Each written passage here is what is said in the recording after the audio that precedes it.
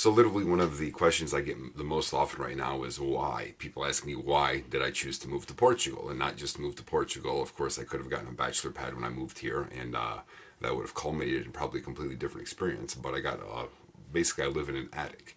I got a small space that I could essentially work in. I could focus on just doing drawing, painting, and editing the next film, which is the one on veterans that I'm currently working on.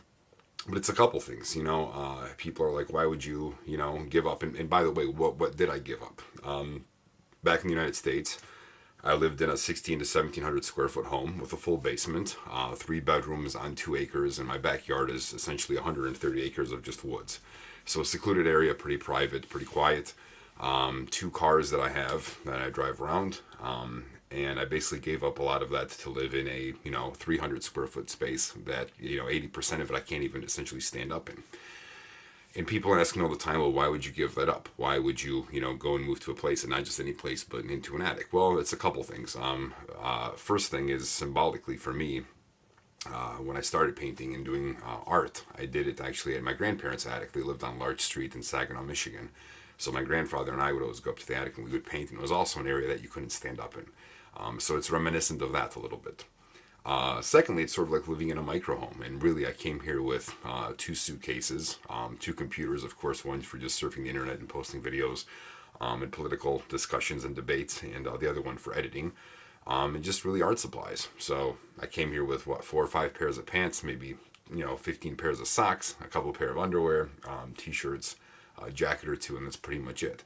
Which really, if you look at what that is, and giving that up for a couple months of living here, is quite honestly more than the majority of people who immigrated to America came with when they used to come here. I mean, you oftentimes would hear of, you know, 2 suitcases for a family of 5 or 6. Matter of fact, when my family immigrated to the United States, I think there was 4 or 5 of us, and we came with 2 suitcases. So to put into perspective, in a way, I have 4 times more coming here than we did when we originally came to the United States.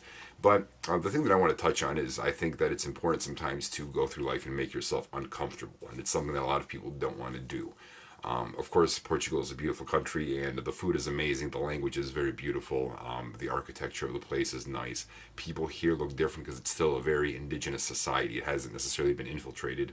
Up until about 74 or 75, it was actually run by a dictatorship, so it really wasn't like this tourist hotspot. And only in the last 2 years has it sort of come on the map with people wanting to travel here. So there's something beautiful about that. But I'm the kind of person you could literally send me to Rwanda for 6 months, and even if I had to walk 5 kilometers every day to get clean water, all it's going to do after 6 months is make me reappreciate everything that I have in the States, because quite honestly, we do take everything for granted. And it's not just an American thing. I mean, I think people do this all over the world. So, you buy a new Mercedes for $40,000, and, 6 months later, or even 3 months later, you're never as happy of that, you were when you first got it. How come we're so happy when we get married, and then a year into the marriage, of course, it starts to dissipate or go downhill or something like that. You seldom will look at your wife the same way you did when you got married and everything. So it's important sometimes, I think, to make yourself uncomfortable, and there is an importance also in secluding yourself at times and segregating yourself at times. And what do I mean by that? Through the maybe 20 or 30 times that I visited people in prison, and that being on death row and also just regular prison, you notice that people have a lot of time when they're in prison. And a lot of them pick up hobbies or continue doing hobbies that they're very talented in the work that they do. And it makes you wonder sometimes, what if they had picked up that hobby or had done that work or had been able to separate themselves from whatever got them into prison in the first place when they were on the outside? I actually think that a lot of them would be quite successful in what they created. So there's an importance in that. There's an importance that I think a lot of people don't want to touch on and perhaps don't want to make that initial sacrifice. And so for me, coming here for the first 2.5 months before going back and getting my dog and finding a more permanent residency here, was being able to come here and sort of segregate myself from everything. Because when you do that, I think you can focus on more of what's important to you in a way.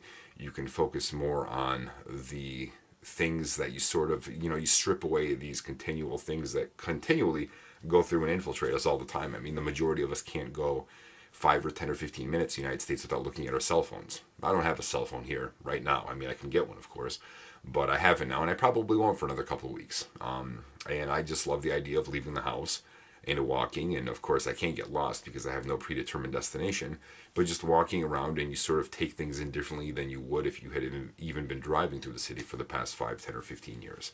So there's a beauty to that. For me, what it allows me to do is actually be able to focus on a lot of things, and really sit back and process a lot of things also.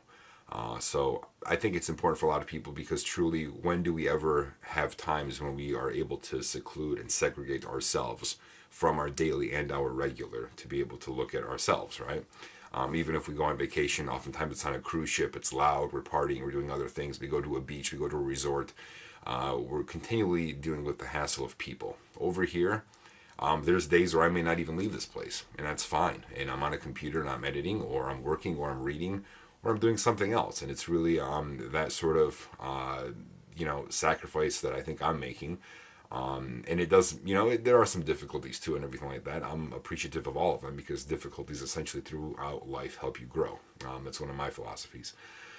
But I think almost every year it's important to do something like be able to segregate yourself for a couple months. Not everybody has the luxury of doing that, but part of that is because I think we've also bought into this American ideology that, if you go from, let's say, making 50 grand to 80 grand a year, well, usually you're not putting 30 grand in the bank and living that same sort of lifestyle. What most people are doing then is, going on a more extravagant or expensive vacation, staying in better hotels, eating at more expensive restaurants, or eating out more often, buying a better car, getting a snowmobile, getting a jet ski, getting a sailboat, adding on something, or building a deck, or building a pool, or doing something else that they want to do.